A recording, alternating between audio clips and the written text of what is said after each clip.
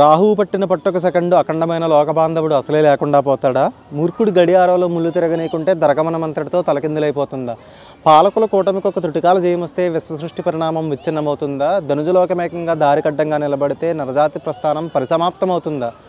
పవన్ కళ్యాణ్ గారు ఎన్నో స్పీచెస్లో ఈ అద్భుతమైన శ్లోకం చెప్పారండి. అసలు వింటుంటే నరాలు జివ్వుమంటాయి అనమాట. అసలు ఎన్ని సంవత్సరాల తర్వాత అండి పవన్ కళ్యాణ్ గారు ఎన్నో మాటలు పడి, ఎన్నో అవమానాలు ఎదుర్కొని, ఎన్నో కష్టాలు పడి ఒక పార్టీని నడుపుతూ ఈరోజు ఇన్ని సంవత్సరాల తర్వాత 10 సంవత్సరాల తర్వాత ఈ అద్భుతమైన విజయాన్ని, చారిత్రాత్మకమైన విజయాన్ని ఆంధ్రప్రదేశ్కి అందించడంతో పాటు ఈ రోజున మోదీ గారి ప్రభుత్వం సెంట్రల్లో కూడా సునాయాసంగా ప్రభుత్వాన్ని ఏర్పాటు చేయడానికి రీజన్ అయ్యారంటే పవన్ కళ్యాణ్ గారు. అది మామూలు విషయం కాదండి. నా పేరు చెప్పాలంటే నా పేరు సునీల్ అండి. ప్యారిస్లో ఉంటాను, యూరోప్లో, ఫ్రాన్స్లో ట్రావెల్ వ్లాగ్స్ చేస్తూ ఉంటాను. యూరప్ కథలు నా ఛానల్ పేరు. మరి ట్రావెల్ వీడియోస్ చేసుకోకుండా నీకెందుకురా ఈ పొలిటికల్ వీడియోస్ అనుకోకండి. ఎందుకంటే ఆంధ్రప్రదేశ్ చరిత్రలో ఇది ఒక అద్భుతమైన విజయం అండి. పవన్ కళ్యాణ్ అభిమానులు ప్రపంచవ్యాప్తంగా ఎక్కడున్నా కూడా ప్రతి ఒక్కరూ చాలా చాలా హ్యాపీగా ఉన్నారు. సో అలాంటి ఫ్యాన్స్ అందరి తరపున నేను ఈ వీడియో చేస్తున్నాను అనమాట. ఇది చేస్తుంటేనే, మాట్లాడుతుంటేనే నాకు చాలా చాలా ఆనందంగా ఉంది. ఎందుకంటే పవన్ కళ్యాణ్ గారు పార్టీ పెట్టి 10 సంవత్సరాలు అయింది. 10 సంవత్సరాల నుంచి ఎన్నో కష్టాలు పడి ఎంతోమందితో ఎవరెవరో అడ్రస్ లేని వాళ్ళందరితో తిట్టించుకుని అయినా కూడా ఎక్కడా కూడా భయపడకుండా ఎంత ఖర్చులు ఉంటాయండి. ఒక పార్టీ అంటే నడపడం మామూలు విషయం కాదు. ఒక చిన్న రూమ్కి రెంట్ కట్టలేకపోతున్నారండి. అలాంటిది అన్ని పార్టీ ఆఫీసులని, అంత స్టాఫ్ని మెయింటైన్ చేసుకుంటూ, జీతాలు ఇచ్చుకుంటూ, తన సినిమాలు చేస్తూ, ఓ పక్కన ఆ సినిమాల నుంచి వచ్చిన డబ్బులు దాన ధర్మాలు చేస్తూ, ఓ పక్క నుంచి ప్రజా సంక్షేమం గురించి ఆలోచిస్తూ, ఎన్నో ఇష్యూస్ మీద, ఒక ఉద్దానం కిడ్నీ ఇష్యూ కానివ్వండి, లేదంటే రాష్ట్రంలో ఎటువంటి అవినీతి జరిగినా మొదటగా ప్రశ్నించేది పవన్ కళ్యాణ్ గారు. సో అలాంటి వ్యక్తి ఒక ఎమ్మెల్యేగా పోటీ చేస్తే భీమవరంలోను, గాజువాకలోను ఓడిపోయారండి 2019లో. ఆ టైంలో కూడా ఎంతోమంది ఈ చేసిన మంచినంతటినీ కూడా ఏ మాత్రం కన్సిడర్ చేయకుండా నానా మాటలు అన్నారు అపోజిషన్ పార్టీస్. సో అలాంటి ప్రతి మూమెంట్లోని కూడా ప్రతి జన సైనికుడు, ప్రతి పవన్ కళ్యాణ్ ఫ్యాన్ ఎంతో బాధపడ్డారండి. సో ఇన్ని సంవత్సరాల అవమానాలకి ఈరోజు ఒక అద్భుతమైన సమాధానం నిజంగా దేవుడే పంపించాడా అన్నట్టుగా ఈ రోజున 21 సీట్లలో పోటీ చేస్తే 21 సీట్లు, 2 ఎంపీ స్థానాల్లో పోటీ చేస్తే 2 ఎంపీ స్థానాలు గెలుచుకోవడం అనేది నిజంగా చారిత్రాత్మక విజయం అండి. Hats off to Pawan Kalyan గారి లీడర్షిప్. ఆయన దేనైతే నమ్మారో, ఆయన మైండ్లో ఏదైతే ఫిక్స్ అయ్యారో, ఒక గొప్ప సంకల్పం ఉంది ఆయనకి. సో ఆ సంకల్పాన్ని స్ట్రాంగ్గా నమ్మినప్పుడు ఏదైనా పాసిబుల్ అవుతుందని ఈ రోజున ప్రూవ్ చేశారు. అసలు పొలిటికల్గా కాదండి. ఒకసారి పొలిటిక్స్ని పక్కన పెడితే మనం లైఫ్లో చాలాసార్లు ఎన్నో కష్టాలు వస్తూ ఉంటాయి. మనం చేసే ఉద్యోగంలో కానీ, వ్యాపారంలో కానీ ఎన్నో కష్టాలు వచ్చినప్పుడు దేవుడా ఇంక నాకు వద్దురా బాబు అని చెప్పేసి మనం దాన్ని గివప్ చేసేస్తాం.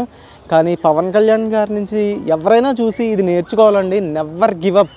నువ్వు ఒక విషయాన్ని స్ట్రాంగ్గా నమ్మితే, దాంట్లో మంచి ధర్మం అనేది ఉంటే, నీకు పంచభూతాలు సహకరించి నువ్వు అనుకున్నది నిజమవుతుంది అని అనడానికి ఈరోజు ప్రూఫ్ అండి. ఎందుకంటే మోదీ గారు ఏమీ మామూలు వ్యక్తి కాదండి. ప్రపంచంలో ఉన్న లీడర్స్ అందరూ మెచ్చుకున్న గొప్ప నాయకుడనే చెప్పాలి. సో అలాంటి లీడర్ ఈరోజు కంఫర్టబుల్గా సెంట్రల్ గవర్నమెంట్లో ప్రభుత్వాన్ని ఫామ్ చేస్తున్నారంటే దానికి ఒక కారణం పవన్ కళ్యాణ్ గారు అవ్వడం నిజంగా గ్రేట్ అండి. ఇప్పుడు పవన్ కళ్యాణ్ గారు అండ్ చంద్రబాబు గారు కలిసి ఆంధ్రప్రదేశ్ రాష్ట్రానికి ఒక సుస్థిరమైన గవర్నమెంట్ని అయితే ఫామ్ చేశారు. కానీ చాలామంది ఇద్దరు కలిసి వచ్చి వేరే పార్టీని, అంటే వైసీపీ పార్టీని ఓడించారనడం. రాజకీయాల్లో ఈ స్ట్రాటజీ అనేది ఇంపార్టెంట్ అండి. నా ఉద్దేశంలో ఇద్దరు కలిసి వచ్చారు కాబట్టి జనాలు ఓట్లేసారు కదా. ఒక ప్రభుత్వం మీద వ్యతిరేకత ఉంది కాబట్టి ఈ కూటమికి ఇంత మెజారిటీ వచ్చింది. ఇప్పుడు 2019లో వైఎస్ జగన్ గారి పార్టీకి అద్భుతమైన మెజారిటీ ఇచ్చి ఒక ఛాన్స్ ఇచ్చారు జనాలు. ఆ ఛాన్స్ ప్రూవ్ చేసుకోలేదు, అట్టర్ ఫెయిల్యూర్ అయింది. ఆ గవర్నమెంట్ ఫెయిల్యూర్ అవడానికి చాలా కారణాలు ఉన్నాయి. సో దానివల్ల అండ్ ఈ కూటమిని బిలీవ్ చేసి ఈ రోజున ఆంధ్రప్రదేశ్ జనాలు తీసుకున్న ఈ డెసిషన్ ఏదైతే ఉందో, ఇది ఒక చారిత్రాత్మక డెసిషన్ అండి. అండ్ పవన్ కళ్యాణ్ గారు ఏదైతే సాధించిన ఈ రికార్డ్ ఏదైతే ఉందో, 21కి 21 అసెంబ్లీ సీట్లు, 2కి 2 పార్లమెంట్ సీట్లు సాధించడం అనేది ఒక అరుదైన ఘనత. రేపు ఫ్యూచర్లో ఎవరు పార్టీ పెట్టినా ఇలాంటి రికార్డు కొట్టడం కూడా నాకు తెలిసి పాసిబుల్ కాదండి. నేను ట్రెండ్ ఫాలో అవును, ట్రెండ్ సెట్ చేస్తాననేది సినిమా డైలాగు. కానీ పాలిటిక్స్లో కూడా సెట్ చేసి చూపించారండి. ఇప్పుడు పక్క రాష్ట్రాల్లో ఉన్న పెద్ద పెద్ద నటులు కమల్ హాసన్ గారేంటి, విజయ్ గారేంటి, పవన్ కళ్యాణ్ మీరు మమ్మల్ని ఇన్స్పిరేషన్గా తీసుకుని మేము కూడా మా పొలిటికల్ జర్నీని కంటిన్యూ చేస్తున్నాం అంటున్నారంటే చూడండి, పవన్ కళ్యాణ్ గారి విల్ పవర్ ముందు ఈ రోజున ఆంధ్రప్రదేశ్లో ఉన్న ఏ ఈక్వేషన్ కూడా అడ్డు రాలేదండి. ఆంధ్రప్రదేశ్ రాజకీయాల్ని అలాగే కులాన్ని విడదీసి చూడడం, అంతటి కుల రాజకీయాలతో ముడిపడిన ఆంధ్ర పాలిటిక్స్ని అసలు పవన్ కళ్యాణ్ గారు, చంద్రబాబు నాయుడు గారు కలిసి గ్రిప్లోకి తీసుకున్న విధానం ఏదైతే ఉందో అది హ్యాట్స్ ఆఫ్ అండి. నిజంగా పవన్ కళ్యాణ్ గారు సడన్గా చంద్రబాబు నాయుడు గారిని అరెస్ట్ చేసినప్పుడు వెళ్ళిపోయి నేను చంద్రబాబు నాయుడుకి మద్దతు ఇస్తున్నాను అని చెప్పినప్పుడు అసలు జన సైనికులుగా చాలామంది డిసప్పాయింట్ అయ్యారండి. ఏంటి పవన్ కళ్యాణ్ సోలోగా పోటీ చేయాలి, 175 స్థానాల్లోనూ పోటీ చేయాలి అనుకుంటుండగా నేను కేవలం 21 సీట్లే తీసుకుని 2 పార్లమెంట్ సీట్లే తీసుకుంటానన్నప్పుడు సొంత ఫ్యాన్స్ నుంచే బోల్డ్ అంత అపోజిషన్ వచ్చింది. చాలామంది ఫేస్బుక్లోని ట్విట్టర్లోని పవన్ కళ్యాణ్ గారిని తిట్టడం మొదలుపెట్టారు.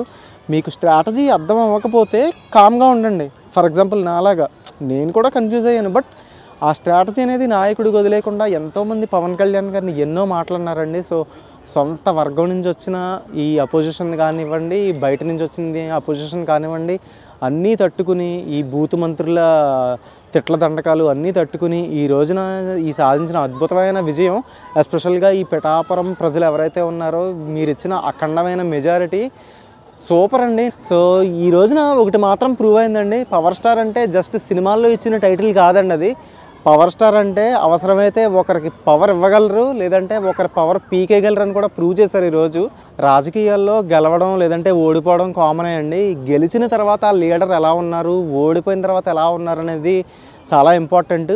ఓడిపోయిన తర్వాత 2019లో కేవలం ఒక్క సీటే మా రాజోల్ కాన్స్టిట్యుయెన్సీలో ఒక్కటే నెగ్గిందండి జనసేన.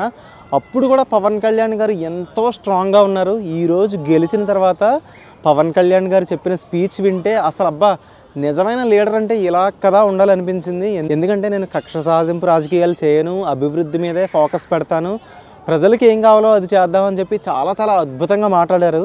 అలాగే గెలిచిన తర్వాత తన కుటుంబ సభ్యుల దగ్గరికి వెళ్ళి చిరంజీవి గారి దగ్గరికి అండ్ వాళ్ళ వదిన గారి దగ్గరికి వాళ్ళ అమ్మగారి దగ్గరికి పాదాభివందనం చేశారండి. నిజంగా ఆ వీడియో ఎవరు చేశారో కానీ నిజంగా అద్భుతం అండి. అది చూసిన ప్రతి ఫ్యాన్ ఇంక్లూడింగ్ నేను చాలా ఎమోషనల్ అయిపోయాం. ఎందుకంటే ఎంతో సుదీర్ఘకాలంగా ఒక దశాబ్ద కాలంగా వెయిట్ చేస్తున్న ఒక అద్భుతమైన సక్సెస్, కష్టపడి సాధించిన సక్సెస్ అండి. డబ్బుతో కొనుక్కున్నది కాదు. డబ్బుతో ఓట్లు కొనుక్కుని నెగ్గితే అది వేరేది, కానీ కష్టపడి తన స్ట్రాటజీని తన తెలివితేటలని వాడి వచ్చిన విజయం కాబట్టి అసలు ప్రతి అభిమాని ప్రతి జన సైనికుడు గర్వంతో ఉప్పొంగిన మూమెంట్ అని చెప్పొచ్చు. సో ఫైనల్గా పవన్ కళ్యాణ్ అనే నేను పిఠాపురం ఎమ్మెల్యేగా ప్రమాణ స్వీకారం చేస్తున్నాననే మూమెంట్ ఏదైతే ఉందో అది నిజంగా పిఠాపురం ప్రజలు చాలా అదృష్టవంతులని చెప్తానండి నేను. మనం ఎన్నో తెలుగు సినిమాలు చూసామండి. ఒకే ఒక్కడి సినిమా నుంచి భరత్ అనే నేనేంటి, లీడర్ సినిమా ఏంటి, మన తెలుగు సినిమా హీరోలు సీఎం క్యారెక్టర్లో ఉతికి ఆరేశారనమాట. మనం సీట్ల మీద నిలబడి క్లాప్స్ విజిల్స్ అబ్బో సూపర్ డూపర్ అనుకున్నాం. ఆ ఎలివేషన్స్ వేరే లెవెల్ అండి. కానీ ఆ ఎలివేషన్స్కే ఎలివేషను అసలు ప్రపంచ లీడర్స్ అందరూ మెచ్చిన మన ప్రధానమంత్రి మోదీ గారు పార్లమెంట్ సాక్షిగా పవన్ కళ్యాణ్ గారిని, పవన్ కళ్యాణ్ హీఈస్ నాట్ మామూలు మనిషి కాదండి, ఒక సునామీ అనడం అనేది, అది కూడా మోదీ గారు లాంటి లీడరు. అసలు నా భూతో నా భవిష్యత్తు అనమాట. సూపరు. అసలు ఆ ఎలివేషన్ అయితే ఒక కేజీఎఫ్ ఒక బాహుబలి ఎలివేషన్ కూడా సరిపోదన్నమాట ఎలివేషన్ ముందు. సూపర్. అసలు పవన్ కళ్యాణ్ గారు సాధించిన ఈ విజయానికి నాకైతే చాలా చాలా హ్యాపీగా ఉందండి. ఒక అభిమానిగా, కోట్లాది మందిలో ఒక అభిమానిగా నాకు చాలా హ్యాపీగా ఉంది. అండ్ అలాగే ఫైనల్గా నేను కోరుకునేది ఏంటంటే ఆంధ్రప్రదేశ్ రాష్ట్రం ఈ లీడర్షిప్లో చంద్రబాబు నాయుడు గారు అండ్ జనసేన కలిసి రాష్ట్రాన్ని ఇండియాలోనే వన్ ఆఫ్ ది బెస్ట్ స్టేట్గా తీర్చిదిద్దుతారు అనుకుంటున్నానండి. రాష్ట్రంలో చాలా సమస్యలు ఉన్నాయి, లక్షలాది కోట్ల అప్పు కూడా ఉంది. సో ఇవన్నీ ఓవర్కమ్ చేసి మంచిగా కంపెనీలు ఫ్యాక్టరీలు తెచ్చి యూత్కి జాబ్స్ ఇచ్చి మంచి రోడ్లు ఇన్ఫ్రాస్ట్రక్చర్ అవన్నీ బిల్డ్ చేసి ఆంధ్రప్రదేశ్ అంటే ఇది అని ప్రూవ్ చేసుకునే స్థాయికి తీసుకొస్తారని నేనైతే ఆశిస్తున్నానండి. Thank you so much and జై జనసేన, జై హింద్, భారత్ మాతా కీ జై.